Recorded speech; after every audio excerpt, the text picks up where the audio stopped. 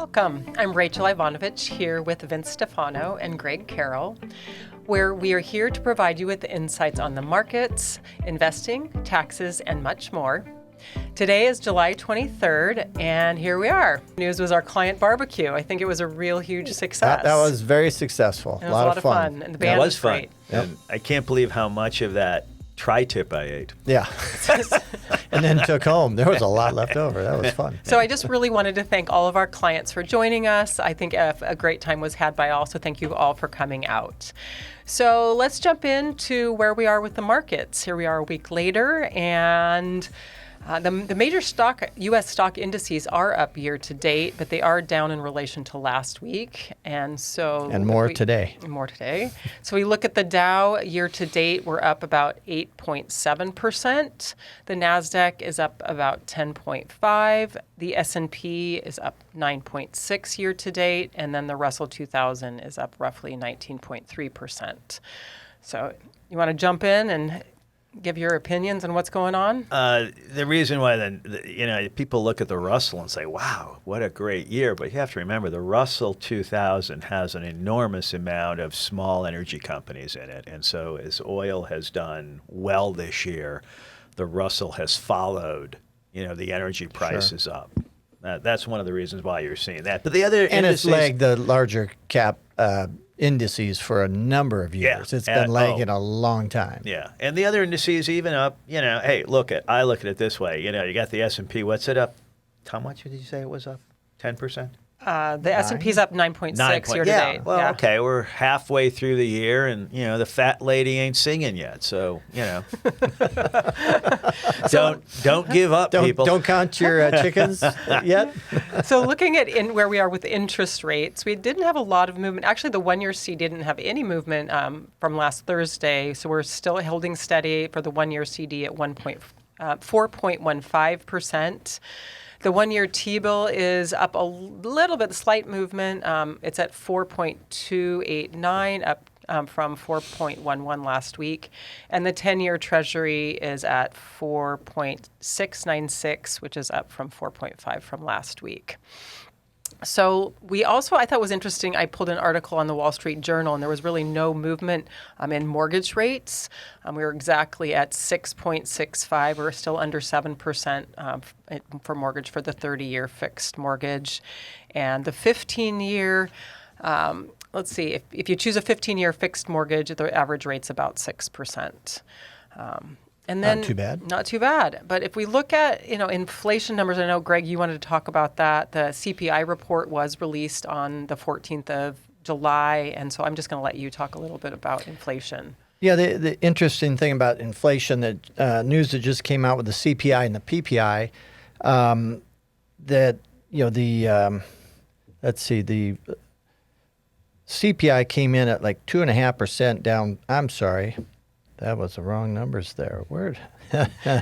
I'm sorry. Here it is. 2.6 from 2.9. That's the core. The bigger number was 4.2 down to 3.5 on the whole CPI.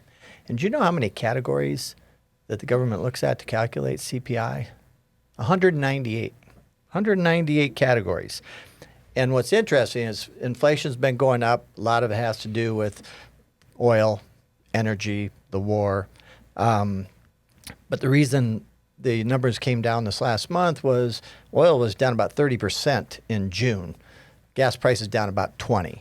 Now, I think that's starting to reverse as tensions flare up again. But of have those numbers somewhere. Yeah. 4.2 down to 3.5. So, it's coming down in the right direction, but, we have been so far above our 2% inflation figure for a number of years now. And 1 month isn't going to change everything. But if you look at those 198 categories, over half of them are actually below, the 2.5% on the core CPI that we're looking at. And that right takes now. out food and energy. Some of the more volatile stuff. So more of it is actually below the headline number, which is good. But if you look at a 6-month moving average, even with the more volatile categories, it has been trending down some. So that's the good news. The problem is, Oil's up pushing $100, I think, today. 92.48 today. Yeah, And last week was 78.28, $78.20. So, Yeah. that's going to add to some inflation. But I read this newsletter from the local gentleman, Jim Welsh. His letter is called Macro Tides. And he said that, he says, in all likelihood, the percent of these categories above 2.5% will increase in July due to the 20% jump in oil prices and a tick higher in gas prices over the last several weeks, and even more this week. The other categories that have been trending lower can act kind of as a buffer to increase on the increases of some of these energy prices, but the magnitude of those are, it's still going to probably climb. But I think what his impression is that the Fed, when they meet next week, I think it's next week. Next week. Yeah. They'll probably be on hold. I know there's about 9 members that are still expecting at least one hike this year. But if these numbers are trending down, they probably have to hold for next week. September is going to be a little bit different story. A lot of data is going to come out. Who knows what happens to oil prices and gas, which, everybody sees and uses every week. So, and the jump in the 10-year today, oh my goodness, 4.7. I mean, we haven't seen that in a long time. So the bond market might be telling us something as well. So, stay tuned. Well, I walked in today and I saw it was an absolute ugly day in the stock market. And again, a lot of it is what, a lot we've just touched on and what we've been saying a lot, many times in this podcast. You've got continued fighting in the Mideast, and there's total uncertainty, and the market hates uncertainty. Interestingly enough, you mentioned oil. I saw that currently the crude was at $91 or $92 a barrel, but the September contract was at over 100, which was kind of interesting. And that goes to your point when you said that these numbers may look a little ugly come September. Right. And then, with the Iran-backed Houthis saying they're going to shut off the Red Sea shipping lanes, and there's about 7% of the world's oil goes through that corridor. And apparently they attacked a few ships, They right? did. Yeah. And, that unfortunately, that's going to lead to some higher prices. But what happens is, as you mentioned, inflation starts to increase, and then the market looks at it as being sticky inflation. And how is that inflation going to come down? You've also had, some interest rates. You mentioned interest rates, 10-year at 4.7, the 2-year is at 4.6. That's the highest that these two bonds have been since January of 2025. Yeah. So what does that mean? It means it's a headwind for stocks. And then you had big tech earnings. Some big tech earnings came out, and they were not as robust as Wall Street would like to see. So the big question, what is the big question right now? Where do we deploy capital? And how do we deploy capital for our clients? Well, depending on what your clients are like. I mean, some clients at 4.7 on the 10-year or 4.6 on the 2-year, that's a real nice investment return. So you can move into some bonds that look attractive. Personally, did you just say that four-letter word? I just said that. Yeah, you were buying bonds?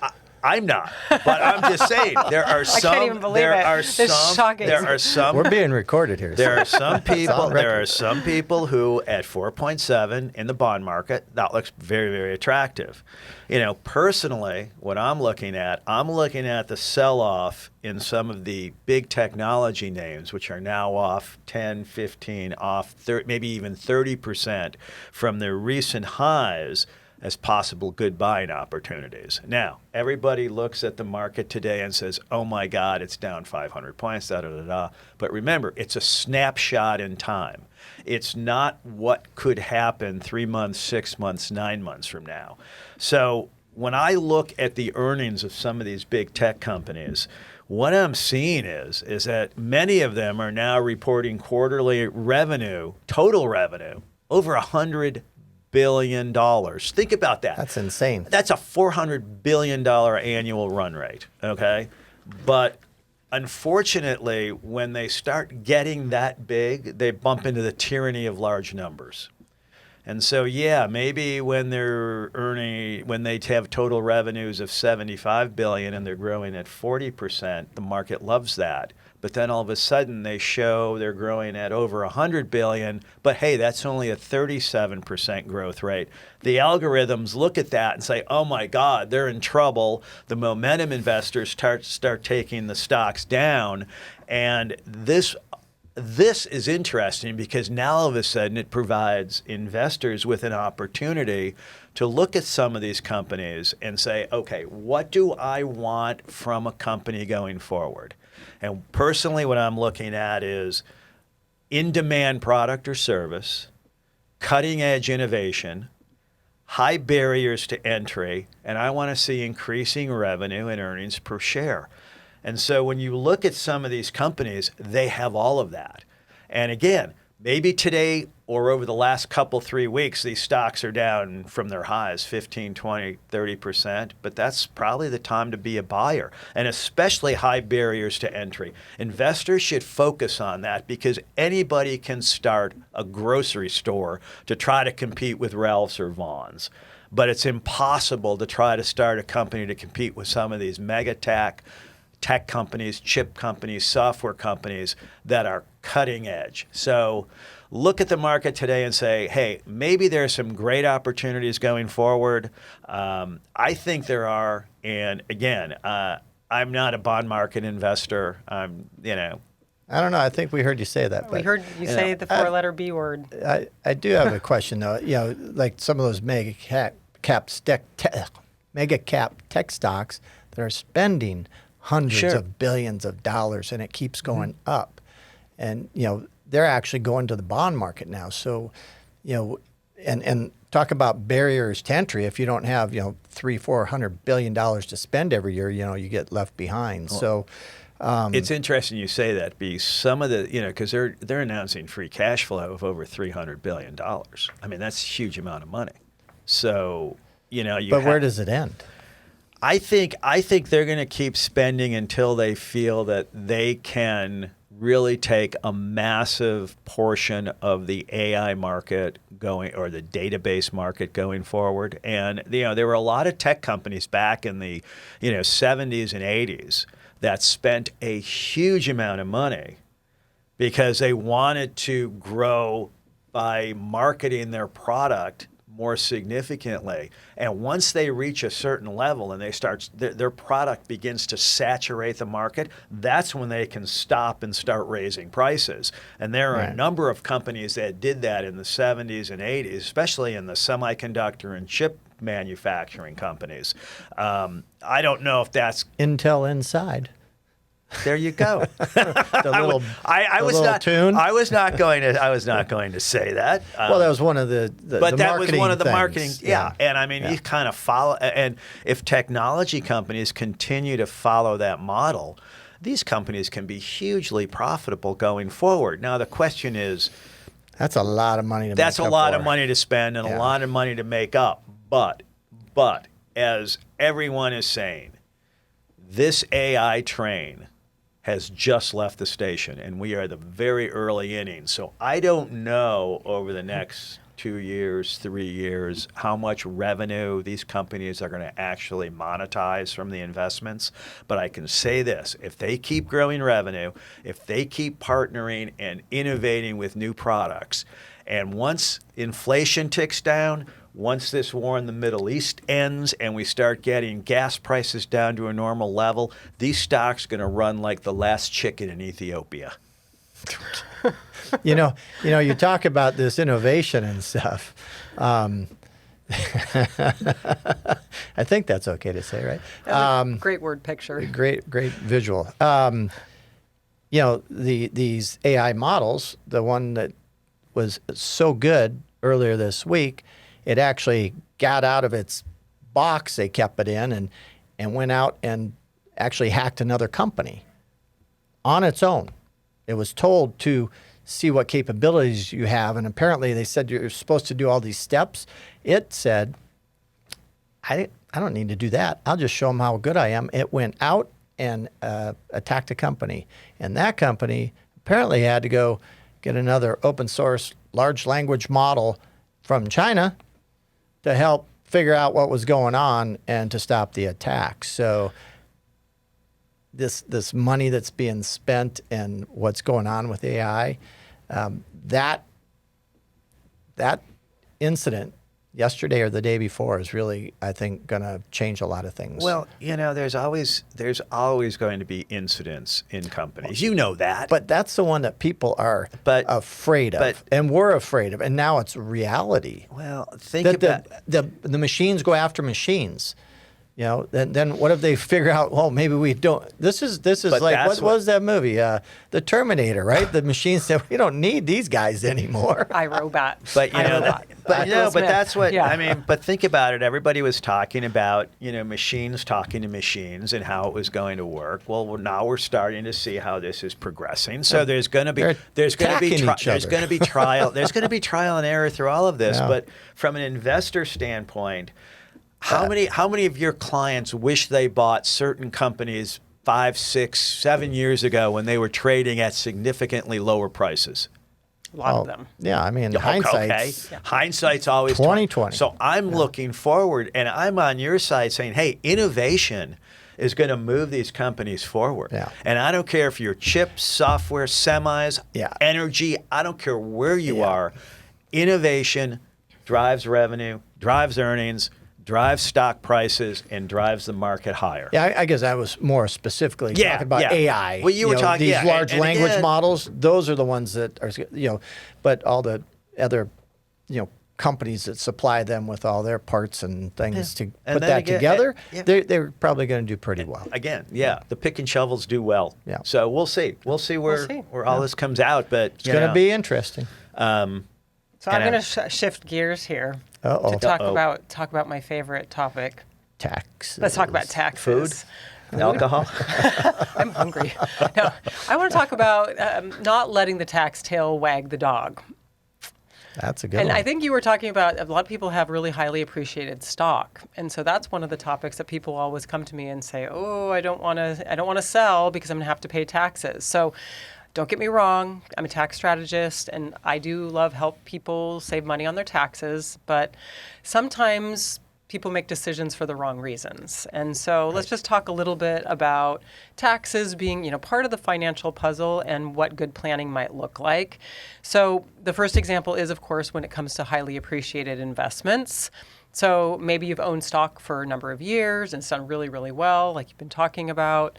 And now it's become a very highly concentrated part of your portfolio. And every time you hear somebody talk about diversifying, you think, well, but wait, I have to pay capital gains tax. And so that might be true, but the better question is, what happens if you don't diversify?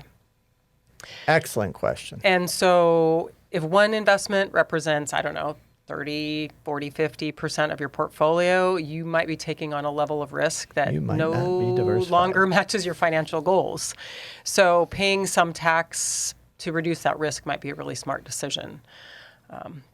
Then another example is rental real estate. And I see this one a lot, is that a lot of people purchase rental properties and they've purchased them years and years ago.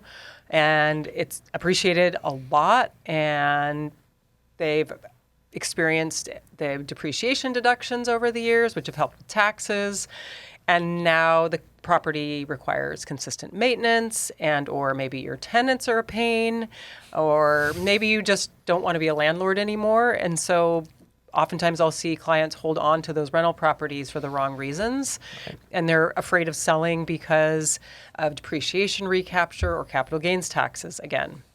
So taxes are part of the equation, but that shouldn't be the only reason that you continue to hold this property if it doesn't fit your lifestyle or your overall retirement goals. And sometimes there are planning opportunities out there, such as 1031 exchanges. Sometimes there aren't. Sometimes you just have to take the tax hit, or you plan ahead with your advisor to make sure, what is the best situation for you. There are 1031 exchanges not going directly into another property, like property. You can get portfolios of companies. Yes, Delaware Statutory Trusts. DSTs, yes. Mm-hmm. And yes. You continue to get a nice income stream and don't have to deal with the headaches of maintenance. It's great advanced planning. Yes. Yeah. Yep. And then the other one that we hear a lot is Roth conversions. People always are talking about Roth conversions, and or they'll say, well, I want to do a Roth conversion, but I don't want to pay the taxes today. And so I understand nobody wants to pay taxes, but what if it means that later your required minimum distributions, if you don't do it now, are going to be much larger? And we're seeing that a lot with clients now, is we're projecting out and we're looking at required minimum distributions of $200,000, $300,000, $400,000. And so what if you don't do the conversion? Oftentimes people don't want to do a Roth conversion because they think, oh, well, my Medicare premiums are going to go up for a couple of years. Well, it might make sense, but you need to run the numbers to make sure it's the right fit for you and your financial picture. Because sometimes paying a little bit of tax today creates a lot of flexibility in the future. And the goal is really not to avoid every tax bill, but it means the goal is really to minimize your taxes over your lifetime, not just this year, which is a really different mindset. I've got a question on the Medicare, on the IRMA adjustments. You know how you mentioned on a previous podcast where it's a 2-year look back on your taxes depending on how much you're going to pay for Medicare. But if you retire, you can... There's a waiver. There's a waiver. Correct. So would there be a similar waiver if you retired and you're doing some Roth conversions for a couple of years that kept your income quite high? Potentially. And then you go, I'm not going to convert anymore. Right. It really, I don't think there's a waiver for that. Oh, but okay. it would be like, for instance, if you had a rental property and you sold it and then you're no longer getting the rental income. I mean, there's certain circumstances where they will allow it. But yeah, there is a waiver available. That was a good try. It was a good try. It's a good thought. Why not? But I mean, the really point that we hope that you remember and keep in mind is when we're working with clients, we're not just asking, how can you save taxes? We have to ask the bigger questions, such as what kind of lifestyle do you want? What do you want retirement to look like? How much income do you need? What kind of legacy do you want to leave? And we really want to help you create flexibility, and taxes do absolutely matter. So we often tell clients, don't let the tax tail wag the dog, but make your decisions based on your long-term goals. Good point, because I have seen so many times when stocks have appreciated a significant amount in a relatively short period of time, clients don't want to sell. Yeah. And so they don't want to pay the taxes, and then that big return turns into a very small return when they finally want to sell because something happens to the stock. So again, oftentimes you can offset losses. As a tax planner, you can look at tax losses, or you can say, hey, listen, I'm making a ton of money. I'll have to pay the taxes on this, and then let's keep moving forward because, hey, look when you're making money, everything looks good. Yep. I mean, trust me, nobody. Your statement goes up every month. The client's real happy. Yeah. So, and again, I think that, when you can take advantage of prices, whether they're moving up or moving down, that's when, you can create the most amount of wealth in the market.